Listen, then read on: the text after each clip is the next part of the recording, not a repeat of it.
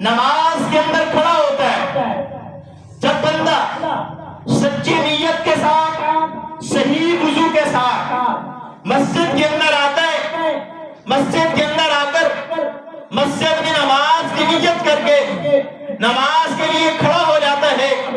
تو اللہ رب العزت اس وقت کیا فرماتے ہیں؟ میرے دوستو توجہ کیجئے گا، یہ میری بات نہیں ہے، میرے مولویوں کی بات نہیں ہے، علماء کی بات نہیں ہے، میرے آقا کا فرمان ہے۔ میرے آقا کیا فرماتے ہیں؟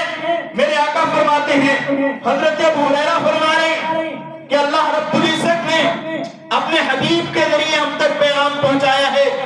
حدیث قدسی میرے نبی کے اقدس کی زبان سے نکلتی ہے، لیکن اللہ رب العزت کا آرڈر ہوتا ہے،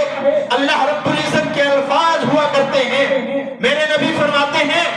اللہ رب العزت نے فرمایا، مسلمانوں توجہ کیجئے گا کہ جب ایک بندہ میرے جیسا گناہگار بندہ جب مسجد کے اندر آتا ہے، دوستو توجہ کیجئے گا، رب فرما رہا ہے جب بندہ مسجد کے اندر آتا ہے، مسجد میں آ کر اللہ اکبر کہہ کے سورہ پڑھنے کے بعد سورہ فاتحہ کو شروع کرتا ہے، میرے دوستو توجہ کیجئے گا، حدیث قدسی ہے کہ جب بندہ نماز میں کھڑے ہو کر الحمدللہ رب العالمین کہتا ہے، میرے دوستو دل کو تھام کے سنیے گا، جب ہم جیسا گناہگار بندہ بھی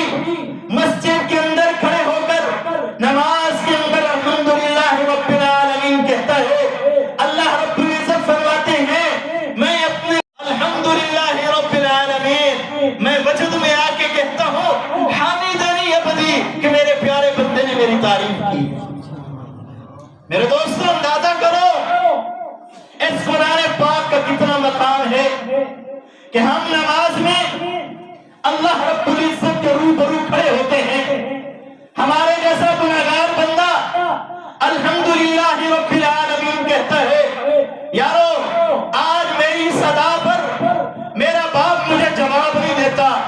میری صدا پر میرا شاگرد مجھے جواب نہیں دیتا، میری صدا پر میرا بیٹا مجھے جواب نہیں دیتا، میری صدا پر میرے علاقہ کے ایم پی مجھے جواب نہیں دیتا، میری صدا پر ایم ایل اے جواب نہیں دیتا، لیکن یارو وہ رب ہم سے کتنا پیار کرتا ہے،